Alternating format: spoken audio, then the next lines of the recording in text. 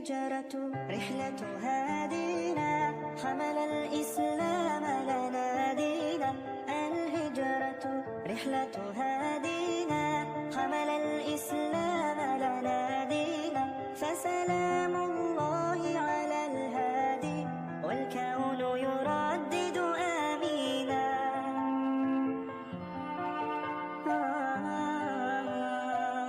رحل الصديق عن الدار في صحبة خير الأبرار رحل الصديق عن الدار في صحبة خير الأبرار صلوات الله تباركه صلوات الله تباركه ملأ الدنيا بالأنوار.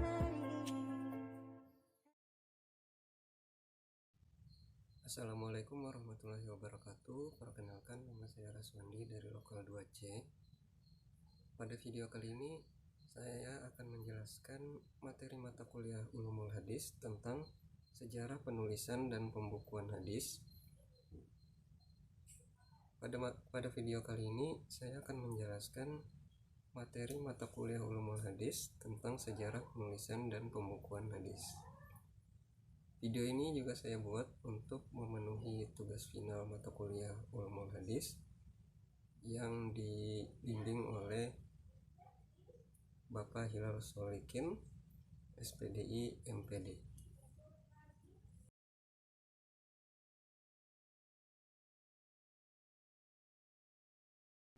Sebelum datangnya Islam, bangsa Arab tidak dikenal dengan kemampuan membaca dan menulis, sehingga mereka lebih dikenal sebagai bangsa yang ummi atau tidak bisa membaca dan menulis.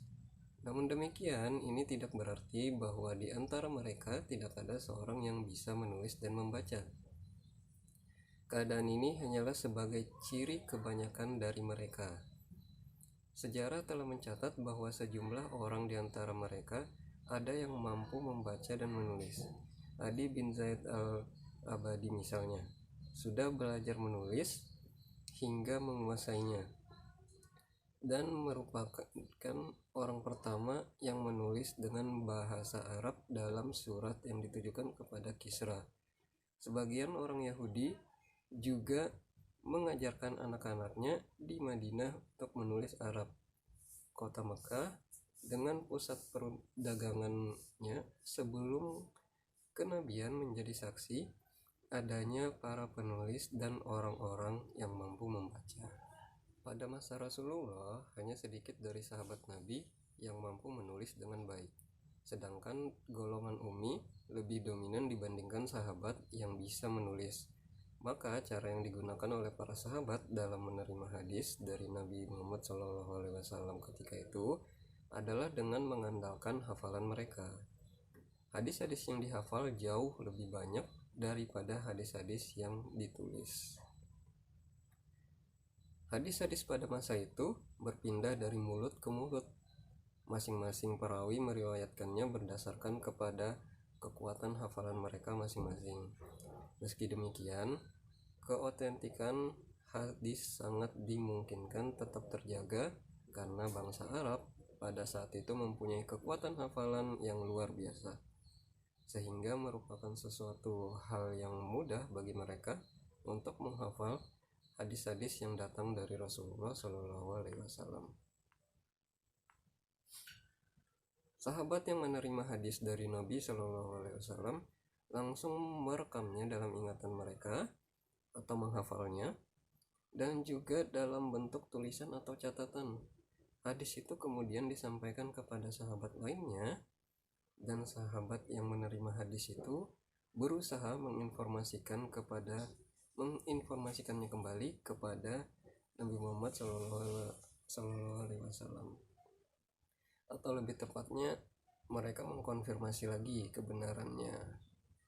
Dengan cara itu, maka kemungkinan terjadinya kebohongan dan pemalsuan hadis itu sangat kecil. Mereka juga sangat hati-hati dan ketat dalam periwayatan hadis-hadis yang mereka dapat.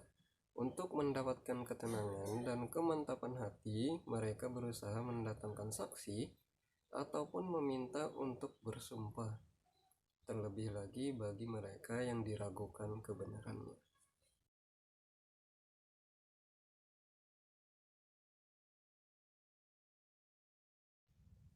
Baik, kita masuk ke dalam materi sejarah pembukuan hadis.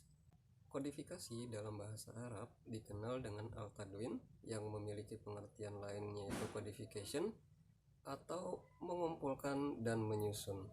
Proses kodifikasi hadis dilakukan secara bertahap. Tahapan tersebut dimulai dengan pengumpulan lembaran-lembaran yang sudah tertulis maupun yang dihafal. Lalu kemudian dikumpulkan lembaran-lembaran tersebut ke dalam satu buku. Pada periode awal pembukaan hadis, urutan bab-bab dan pembahasan disiplin tiap-tiap ilmu belum disusun secara sistematis seperti halnya saat ini. Upaya pembukuan secara sistematis baru dilakukan oleh Imam Muhammad bin Syihab Az-Zuhri dengan beberapa metode yang berbeda, yang kemudian para ulama hadis menyusun buku hadis secara sistematis berdasarkan sanad dan bab. Buku-buku yang tersusun pada masa itu tidak hanya terbatas pada kumpulan hadis-hadis Rasulullah SAW, akan tetapi bercampur antara hadis Nabi SAW, perkataan para sahabat, dan fatwa para tabi'in. Kemudian ulama pada periode berikutnya memisahkan pembukuannya hanya pada hadis Rasulullah SAW saja. Periode berikutnya berlangsung pada abad ketiga Hijriah, pada masa dinasti Abbasiyah yang dipimpin oleh Khalifah Al-Amun sampai Al-Mu'tadir. Periode ini disebut juga dengan periode pemurnian, penyihatan, dan penyempurnaan. Para ulama pada periode ini melakukan gerakan penyeleksian, penyaringan, dan pengklasifikasian hadis-hadis yang ada. Periode terakhir adalah masa pemeliharaan, penerbitan, penambahan, dan penghimpunan yang dilakukan selama 2 abad. Mulai dari abad ke-4 Hijriah, pada abad ke-4 Hijriah, para ulama pada periode ini membuat gerakan yang sebenarnya tidak jauh berbeda dengan generasi sebelumnya. Pada periode ini muncul sejumlah karya baru dalam kitab hadis seperti Syarah, Mustakhrij, Atraf, Mustadrik, dan Jami.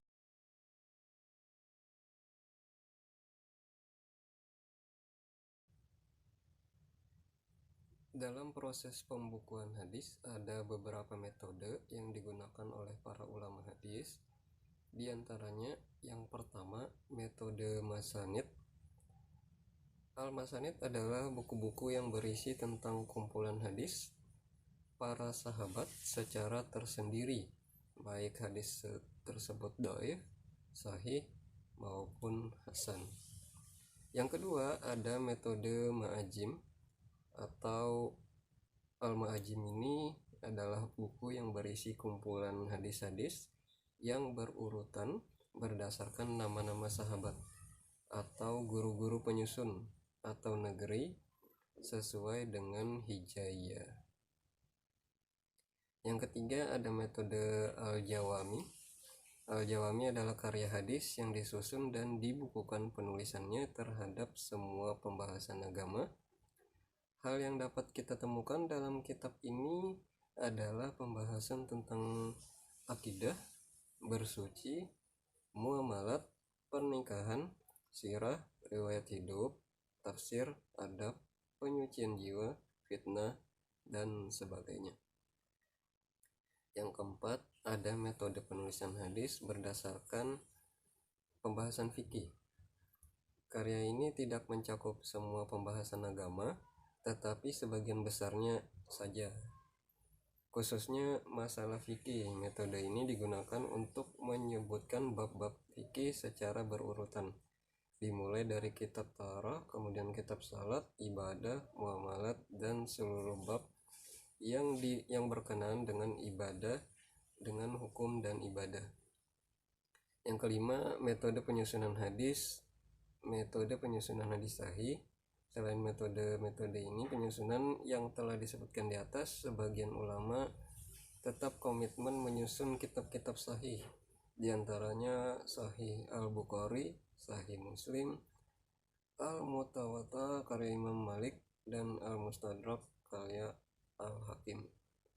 Baik, mungkin untuk video kali ini sampai di sini aja. Salah hilaf mohon maaf.